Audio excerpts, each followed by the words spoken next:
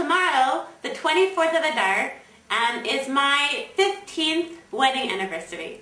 So, in light of this big event, my wedding anniversary, all of a sudden I had a memory of myself in college, sort of funny and sort of sad story from when I was in college. I remember I was walking with a friend around my college quad, and we saw, I guess it was a Sunday, and we saw a young couple getting married at the Bowdoin College Chapel. I guess that they were like Bowdoin alumni or something. And my friend said something along the lines of, "Isn't that nice?" And I turned to him and I said, "I don't think it's nice." I said, "I think it's really morbid. It's really morbid." So he's like, "What are you talking about?" I said, "Well, you know how it is?" I said, "You know the way that I see marriage?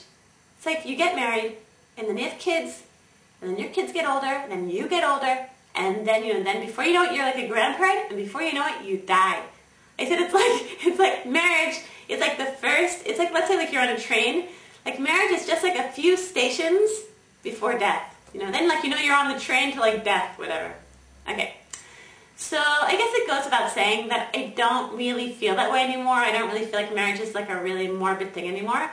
In fact, I feel like, for me personally, I feel like it's like when my life actually really began in many ways. So this past week, then I was learning something really interesting on this topic, on the topic of like learning things from marriage and how marriage, like how life begins when you get married, from my teacher, Rabbi Ari Niven. He was just talking about how in every stage of life that we learn things, we have to work on specific character traits, which help us to be a more perfect human being. So, for example, like there are things and character traits you have to work on when you're dating. There are, things you have to work on, things you have to perfect in yourself when you're in your first year of marriage. When you're, and then again, when you're like the mother of young children, when you're the mother of teenagers, when you're a grandparent, when you're all different stages of life have like a certain gift and certain challenges and certain things you're going to have to work on yourself and work on in yourself, and certain character traits you're going to have to you're going to have to like develop and work on. But there's certain gifts inherent in every stage of life. So I wanted to talk about the gifts inherent in marriage, and I sort of like look back at early marriage and the things that I learned in my first year of marriage. So certain gifts that I received in my first year of marriage. So the first thing that I was thinking about was that I was remembering how when I first got married, I remember after my husband and I had been married for a few months, my husband came home in the evening, and I had made myself some spaghetti, and I had boiled up some spaghetti and put some sauce on and put on whatever.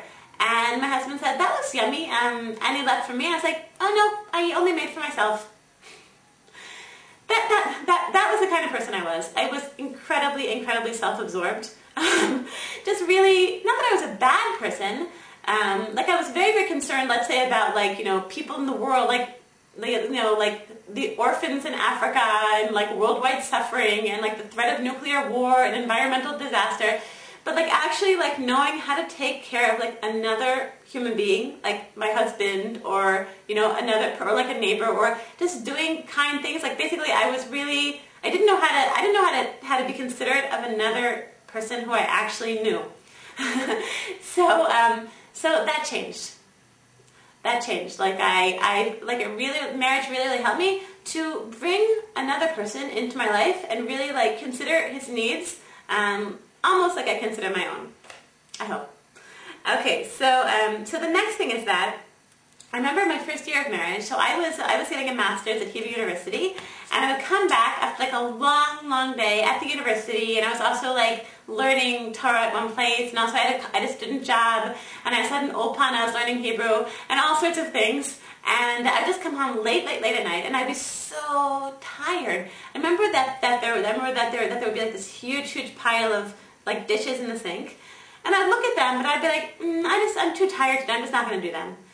And something that I learned, that first year of marriage really taught me that I have to make a certain amount of space in my life for taking care of a house and taking care of the needs of being you know, being like the Bella Tabite of a home, you know, keeping the house like a certain level of clean, making sure that there's food in the cabinets, making sure that the bills are paid.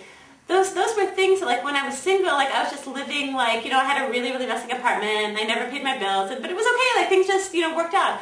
Being married, I sort of had to learn how to, like, set aside a certain amount, like, make the domestic arts, and, you know, maintaining a home, a priority, and that was something totally, totally new for me. Okay, the third thing was that first year of marriage, it really taught me a lot about emunah, a lot about faith, and I really, really had to go in my faith, because before I got married, my husband and I had dated for 2 whole years, which is very, very unusual in our circles. And why? Because we met when I was young. We met when I was 21 and he was 22.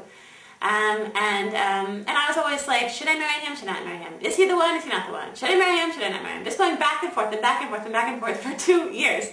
So then finally, you know, my husband proposed to me, and I still didn't know. I didn't know. And we've been going out for 2 years. I still didn't know whether we should get married or not. So basically, I decided to marry him because it was just like, I just remember I was at a very, very special shul, at my husband's yeshiva. We went to a shul there, and I just remember just thinking, okay, God, I'm taking a leap of faith. I just don't know if this is right. I don't know if it's not right.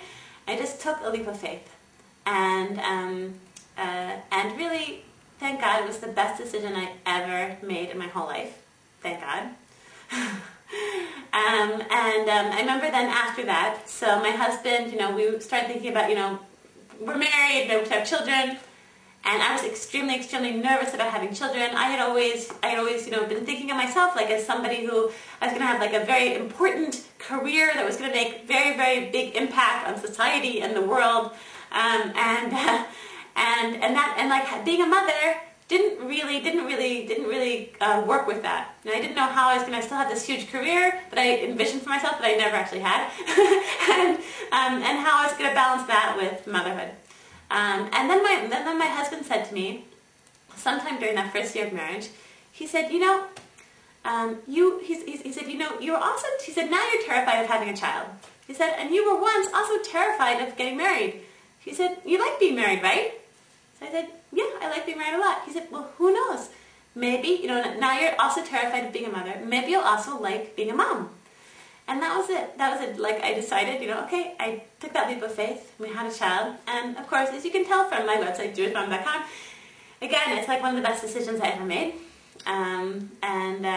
Becoming a mom. And it changed my life. And it's the greatest blessing of my life.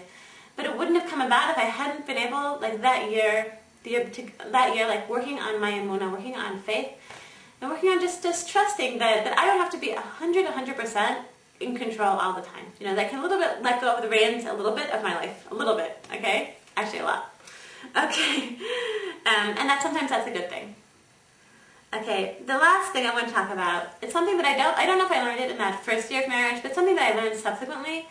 And I think maybe it's the most important thing that I've learned in maintaining, that can really help in helping shalom bayit, helping like marital harmony, is that I learned at one point to take responsibility for my own happiness.